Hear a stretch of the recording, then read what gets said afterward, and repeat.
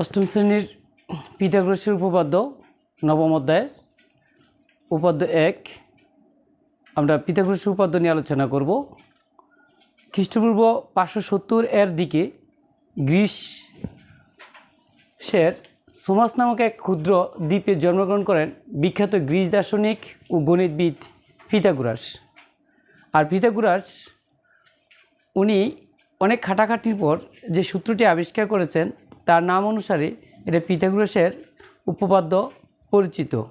আমরা সেটা সম্পর্কে এখন দেখব যে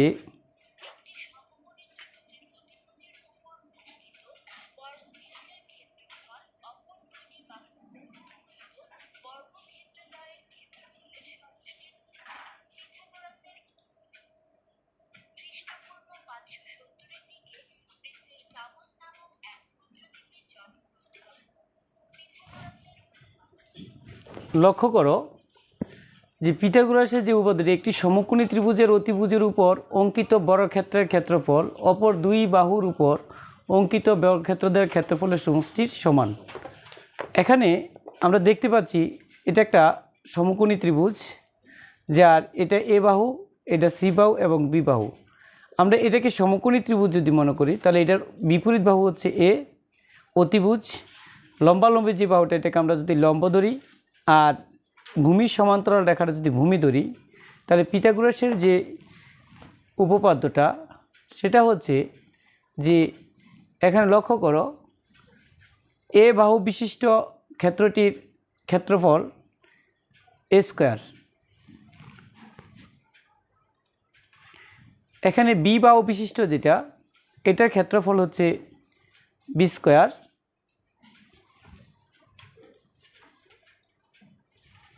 এবং এই যে ক্ষেত্রফলটা এটা হচ্ছে সি বাহু বিশিষ্ট এবং এর ক্ষেত্রফল হচ্ছে সি স্কোয়ার। আমরা তিনটা আকারে দেখতে পাচ্ছি যে সি স্কোয়ার, বি স্কোয়ার, এ স্কোয়ার। এখানে এটা যদি অতিভুজ হয় তাহলে আমরা দেখতে পাচ্ছি যে এ স্কোয়ার আমরা এমনভাবে দেখব যে এই এ স্কোয়ার ক্ষেত্রটা সি স্কোয়ার এবং বি স্কোয়ারের ক্ষেত্রের যোগফলের সমান হবে। এখানে আমরা দেখতেছি যে এই ত্রিভুজটাকে আমরা এখানে নিয়ে কাটাকাটি করি তাহলে লক্ষ্য করে দেখো এখানে দুইটা ক্ষেত্র আমরা পাচ্ছি, এবং এগুলাকে আমরা যদি এখানে উঠিয়ে নিয়ে দেখি তাহলে দেখতে পাচ্ছি যে এই ক্ষেত্রগুলো আমরা যখন এখানে স্থাপন করব তাহলে এই সম্পূর্ণটা ক্ষেত্র এখানে আমরা স্থাপন করছি।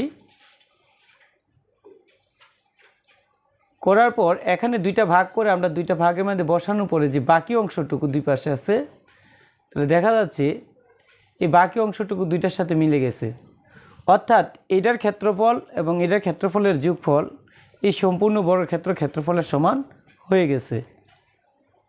এখন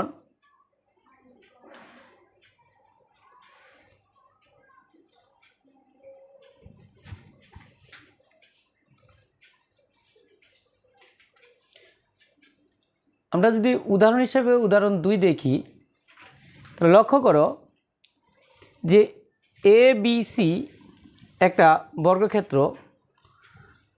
এ বি সি একটা সমকোণী ত্রিভুজ যার এই বাহু বিশিষ্ট বর্গ হচ্ছে এটা, এসি বাহু বিশিষ্ট বর্গটা হচ্ছে এটা এসি এফ জি, এবং বিসি বাহু বিশিষ্ট বর্গটি হচ্ছে বিই ডিসি, আর এ বি বাহু বিশিষ্ট বর্গটি হচ্ছে এ এম এল বি। এখন আমরা দেখতেছি এটা সমকোণ, এই কোণের বিপরীত বাহুটা হচ্ছে এটা এবং এটা দ্বারা ক্ষেত্রফলটা হচ্ছে বিইডিসি। এখন এই দুইটা ক্ষেত্রফল যদি আমরা এখানে মিশাতে পারি তাহলে বুঝবো যে পিথাগোরাস উপপাদ্যটি যে কথাটা বলছে অতিভুজের উপর অঙ্কিত বর্গক্ষেত্র অপর দুই বাহুর উপর অঙ্কিত বর্গক্ষেত্রের ক্ষেত্রফলের সমষ্টির সমান। আমরা এই বড় যেটা অর্থাৎ অতিভুজের উপর যে বর্গটা আছে এই বর্গটা এখানে নিয়ে গেলাম। এখন এই ছোট বর্গটি আমরা এখানে স্থাপন করব, এই বর্গটাও স্থাপন করব। করার পর যে বাকি অংশটুকু আছে আমরা দেখো এখন ছুরি দিয়ে কেটে আমরা দেখাবো। এই অংশটুকু আমরা এখন স্থাপন করব, করার পর আমরা এই অংশটুকু কেটে নিলাম। কেটে নেওয়ার পর এই অংশটা আমরা প্রত্যেকটা অংশ বা খালি অংশটুকুর সাথে মিলাবো। মিলানোর পর আমরা দেখতে পাচ্ছি যে এই ক্ষুদ্র যে অংশটুকু আছে এটার সাথে পুরোপুরি মিলে যাচ্ছে, অর্থাৎ এই বর্গের ক্ষেত্রফল অপর দুইটা বর্গের ক্ষেত্রফলের সমষ্টির সমান হয়ে গেল। এবার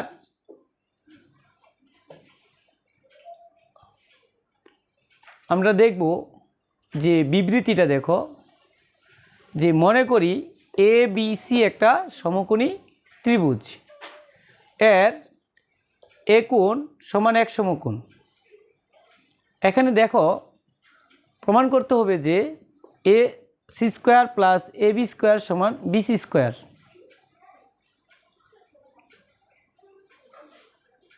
আমরা দেখতে পাচ্ছি যে একটু আগে যেটা দেখছিলাম, তাহলে অঙ্কিত বর্গক্ষেত্রের ক্ষেত্রফল এ বি বাহুর উপর অঙ্কিত বর্গক্ষেত্রের ক্ষেত্রফল এবং এসি বাহুর উপর অঙ্কিত বর্গক্ষেত্রের ক্ষেত্রফলের যোগফলের সমান, অর্থাৎ বিসি স্কোয়ার সমান A B square plus AC square. এটা আমাদেরকে প্রমাণ করতে হবে। তো তাহলে আমাদের এই সাধারণ নির্বাচন অনুসারে মনে করি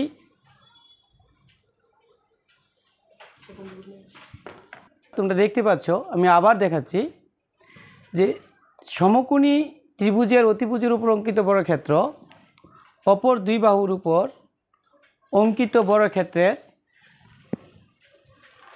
দ্বয়ের ক্ষেত্রফলের সমষ্টির সমান, অর্থাৎ একটি সমকোণী ত্রিভুজের অতিভুজের উপর অঙ্কিত বর্গক্ষেত্রের ক্ষেত্রফল অপর দুটি বাহুর উপর অঙ্কিত বর্গক্ষেত্র দ্বয়ের ক্ষেত্রফলের সমষ্টির সমান। আমরা বিবৃতিটা দেখলাম, এ বি সি একটি সমকোণী ত্রিভুজ, এর এই বিসি হচ্ছে অতিভুজ, অতিভুজের উপর বর্গটা হচ্ছে বিইডিসি, অপর দুই বাহু একটা হচ্ছে এসি, এর উপর অঙ্কিত বর্গক্ষেত্র হচ্ছে এসিএফজি, এবং আমরা দেখতে পাচ্ছি এ বি বাহুর উপর অঙ্কিত বর্গক্ষেত্র এএমএলবি। আমাদের বিশেষ নির্বাচনটা হবে, মনে করি এবিসি একটি সমকোণী ত্রিভুজ যার এ কোণ সমান এক সমকোণ। প্রমাণ করতে হবে যে অতিভুজ বিসি এর উপর অঙ্কিত বর্গক্ষেত্রের ক্ষেত্রফল সমান এবি বাহুর উপর অঙ্কিত বর্গক্ষেত্রের ক্ষেত্রফল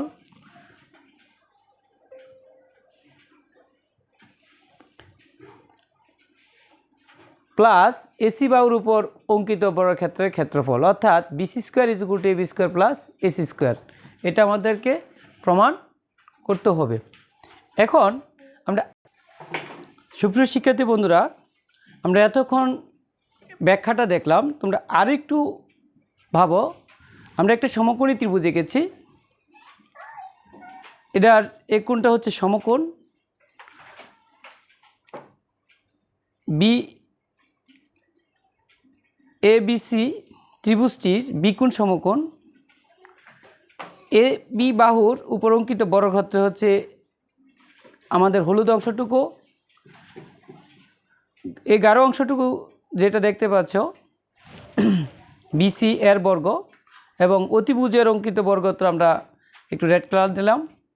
এখন লক্ষ্য করো এই তিন কালার, অর্থাৎ এই সবুজ কিছুটা সবুজ এবং হলুদ কালারটা যদি আমরা এটার সাথে মিশাই, অর্থাৎ সম্পূর্ণ ক্ষেত্রটা ক্ষেত্রফলের সমান হয়ে যাবে। তো এখন দেখো এখানে এসি বাহুর উপর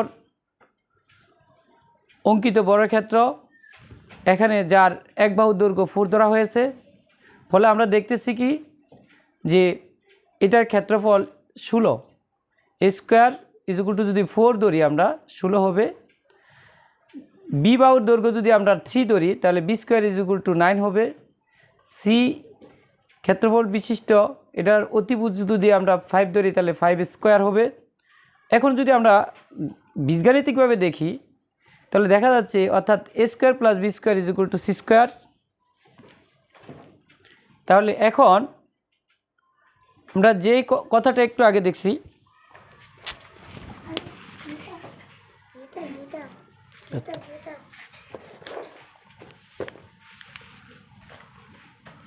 অর্থাৎ এখানে আমরা দেখতে পাচ্ছি যে 5 square is equal two 25, 4 square is equal two 16, 3 square is equal to 9, অর্থাৎ 25 ইজ ইকুয়াল টু 16 প্লাস 9। তাহলে আমরা দেখতেছি 5 square is equal two 4 square plus 3 square. অর্থাৎ গাণিতিকভাবে আমরা দেখতে পাচ্ছি যে যদি একটা বাহুর দৈর্ঘ্য 5 একক হয়, অপর একটা বাহুর দৈর্ঘ্য 4 একক হয়, আরেকটা বাহুর দৈর্ঘ্য 3 একক হয়, তখন তাদের দ্বারা অঙ্কিত একটা ত্রিভুজ সমকোণী ত্রিভুজ হয়। সেক্ষেত্রে 5 square is equal two 4 square plus 3 square. Clear? আমরা আশা করি তোমরা বুঝতে পারছো। অর্থাৎ এখান থেকেও সংখ্যার মাধ্যমে আমরা প্রমাণ করতে পারতেছি যে ত্রিভুজের যে কোনো একটা বাহুর উপর অঙ্কিত বর্গক্ষেত্র অপর দুই বাহুর উপর অঙ্কিত বর্গক্ষেত্রের সমষ্টির সমান।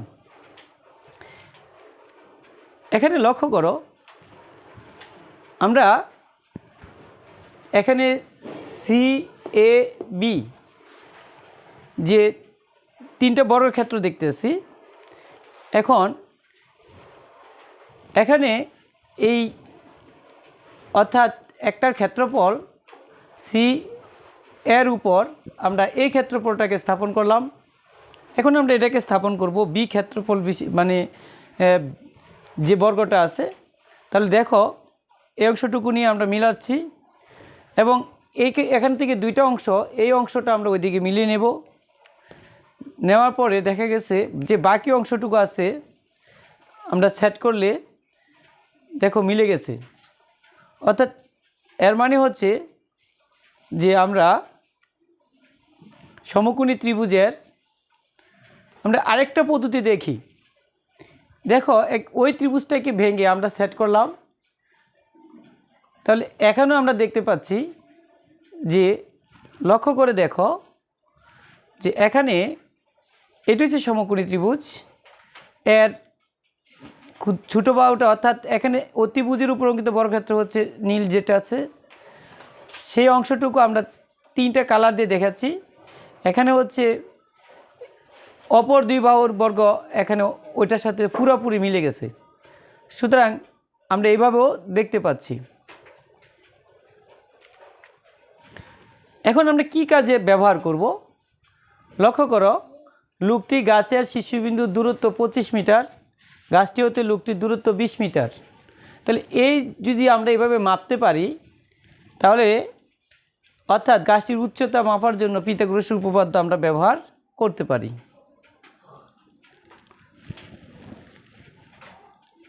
তো এখন দেখো সুপ্রিয় শিক্ষার্থী বন্ধুরা, এতক্ষণ আমরা যা আলোচনা করেছিলাম তারপর থেকে দেখো এখন আমরা কিভাবে পরীক্ষা খাতায় লিখব পিথাগোরাসের উপপাদ্যটি প্রমাণসহ। তো দেখো একটু আগে আমরা কিন্তু একটা বিশেষ নির্বাচন সহ তোমাদেরকে দেখিয়েছিলাম। এখন আমাদের সাধারণ নির্বাচন যেটা লিখব,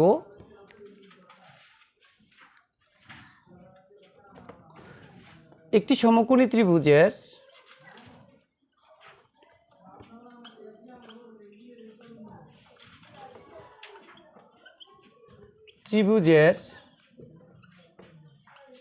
অতিভুজের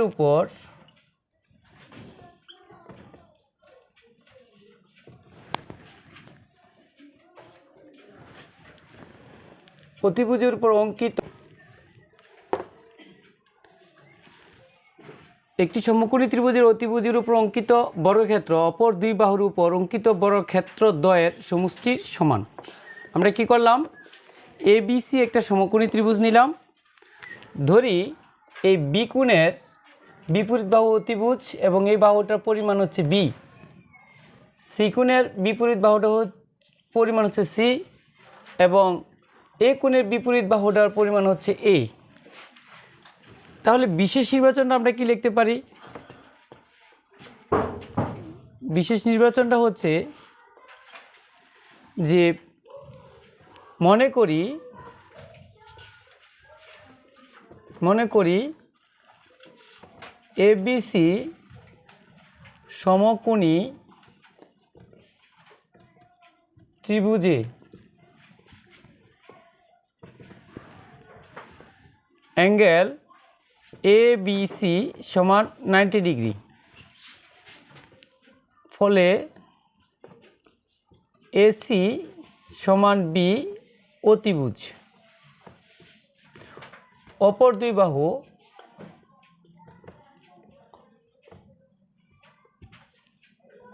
বাহু AB সমান C এবং BC সমান A। প্রমাণ করতে হবে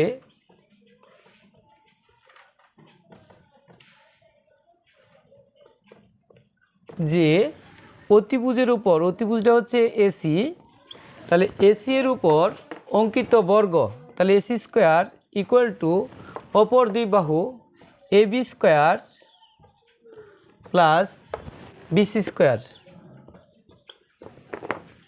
অর্থাৎ AC হচ্ছে B, তাহলে B square equal two C square plus A square.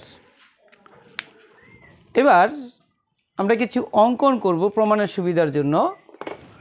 অঙ্কনটা হচ্ছে BC বাহুকে আমরা D পর্যন্ত বর্ধিত করি। এমনভাবে বর্ধিত করলাম যেন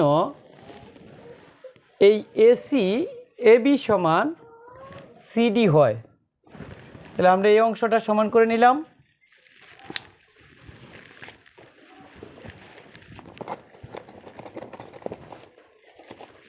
তারপর এখানে আমরা লম্ব টানবো একটা,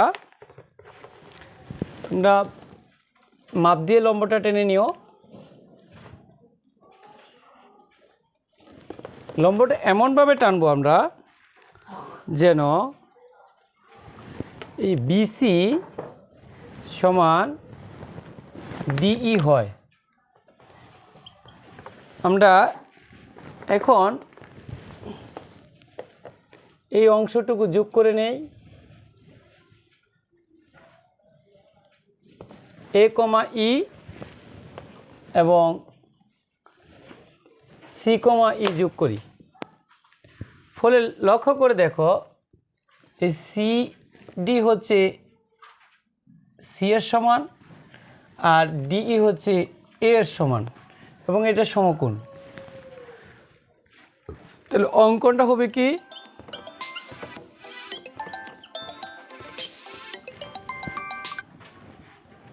অঙ্কন হচ্ছে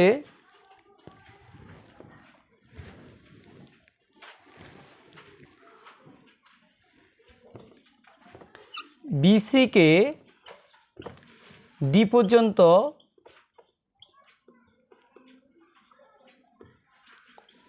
বর্ধিত করি যেন DC সমান AB সমান C হয়।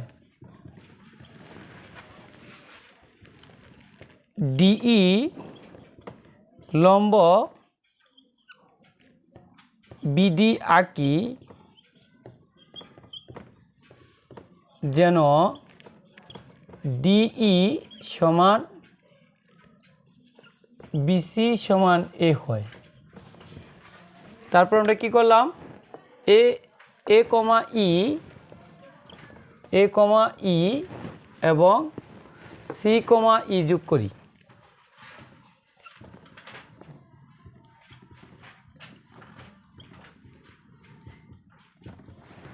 শিক্ষার্থী বন্ধুরা, তোমরা বুঝতে পারছো অঙ্কনটা করছি।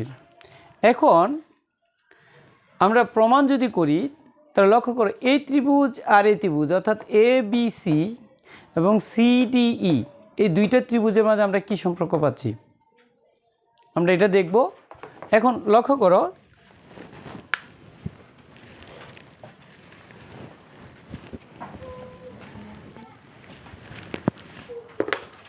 আমরা পাচ্ছি যে ত্রিভুজ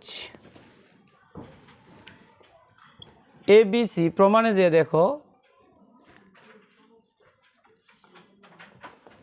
ত্রিভুজ AB সি ও ত্রিভুজ আমরা প্রথম ধাপ হিসেবে যদি নেই ত্রিভুজ সি ডি ই এ অ্যাঙ্গেল এ বি সি সমান আমরা দেখতেছি অ্যাঙ্গেল এ বি সি সমান angle C D E 90 degree প্রত্যেকে 100 কোণ। তারপর আমরা পাচ্ছি যে এ বি সমান সিডি। এরপর আমরা পাচ্ছি কি বিসি সমান ডিই, বিসি সমান ডিই। তো লক্ষ্য করে দেখো এই কোণটা আমরা যদি বলি এই দুইটা বাহুর মাঝে আর এই দুইটা বাহুর মাঝে এটা, সুতরাং বাহু কোণ বাহু অর্থাৎ দুই বাহু অন্তর্ভুক্ত কোণ যদি হয় তাহলে আমরা লিখতে পারি ত্রিভুজ এ বি সি সর্বসম ত্রিভুজ ডিই এফ। অর্থাৎ আমরা কি লিখতে পারি যে আমরা লিখতে পারি এ সি সমান সিই সমান বি, তাহলে এই বাহুটা আমরা বি লিখতে পারি। আবার দেখো অ্যাঙ্গেল বি এ সি সমান অ্যাঙ্গেল যেহেতু সর্বসম তাহলে ইসিডি,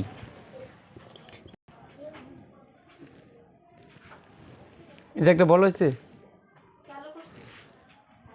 তাহলে এখন আমরা কি লিখতে পারি যে আর কোনটা অ্যাঙ্গেল এ সি বি কোণ সমান অ্যাঙ্গেল সিই ডি কোণ, অর্থাৎ এই কোণটার সমান আর এই কোণটার সমান। এখন আমরা ট্রাপিজিয়ামের সংজ্ঞাটা যদি জানি তাহলে এখানে কিন্তু এটা একটা ট্রাপিজিয়াম, কেননা এর আগে আমরা প্রমাণ করে নেই যে এই কোণটা সমকোণ। তো প্রমাণ করতে গেলে আমার কি দরকার, লক্ষ্য করো এই সবটা কিন্তু এক সরল কোণ।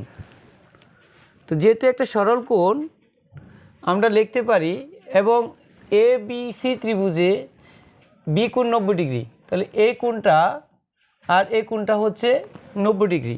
সুতরাং আমরা লিখতে পারি কিন্তু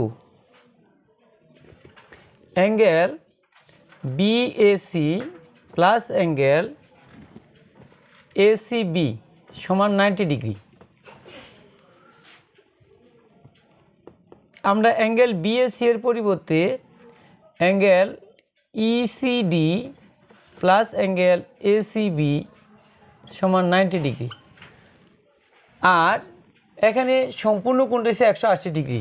অতএব আমরা লিখতে পারি এ সি ই কোণ সমান 90 ডিগ্রি, কেননা এই সম্পূর্ণটি হচ্ছে এক সরল কোণ আর এই অংশটা যদি 90 ডিগ্রি হয় বাকিটা অবশ্যই 90 ডিগ্রি। আবার আমরা এখানে কিন্তু এটাকে দ্বিতীয় ধাপ হিসেবে যদি উল্লেখ করি, তৃতীয় ধাপে আমরা এখন বলি যে বিডি রেখার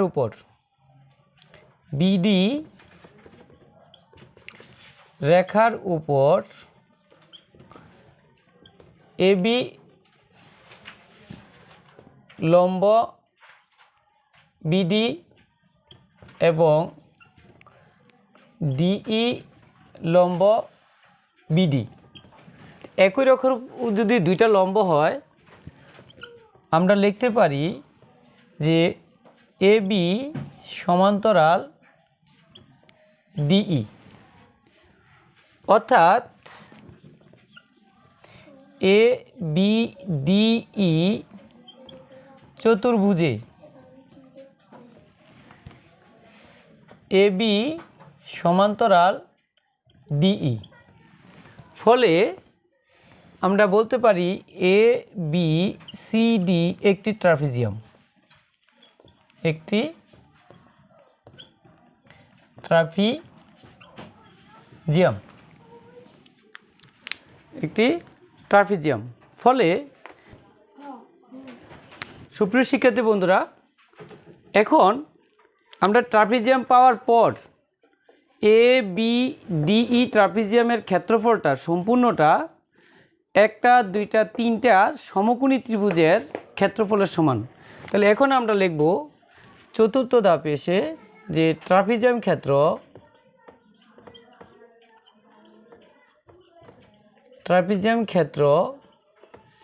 এ বি ডিই সমান ত্রিভুজ ক্ষেত্র এ বি সি প্লাস ত্রিভুজ ক্ষেত্র সিডিই প্লাস ত্রিভুজ ক্ষেত্র এসিই। শিক্ষার্থী বন্ধুরা, তোমরা দেখতেই পাচ্ছ এই তিনটা ক্ষেত্রের ক্ষেত্রফলের যোগফল হচ্ছে ট্রাপিজিয়াম ক্ষেত্রের ক্ষেত্রফল। যদি কারো ট্রাপিজিয়াম ক্ষেত্রের ক্ষেত্রফল মনে না থাকে তাহলে মনে রাখবা যে ট্রাপিজিয়াম ক্ষেত্রের ক্ষেত্রফলটা হচ্ছে হাফ ইন্টু সমান্তরাল দুইটা বার যোগফল, তাহলে A B plus DE into লম্ব দূরত্ব। এখন লম্ব দূরত্বকে কোনটাকে বলবো আমরা? এই যে এই দুইটা বাহু সমান্তরাল, তাদের মাঝে লম্বালম্বি যে দূরত্বটা আছে সেটাই লম্ব দূরত্ব। তাহলে এখানে দেখতে পাচ্ছি আমরা এই বিডি রেখাটা হচ্ছে লম্ব দূরত্ব, তাহলে ইন্টু বিডি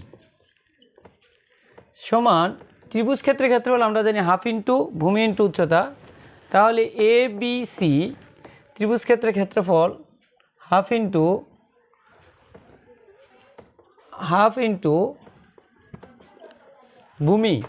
ভূমি হচ্ছে বিসি আর লম্ব হচ্ছে এবি, তাহলে BC into AB plus half into এটার জন্য ভূমি হচ্ছে ত্রিভুজ ক্ষেত্র সিডি এর জন্য ভূমি হচ্ছে সিডি, উচ্চতা হচ্ছে ডিই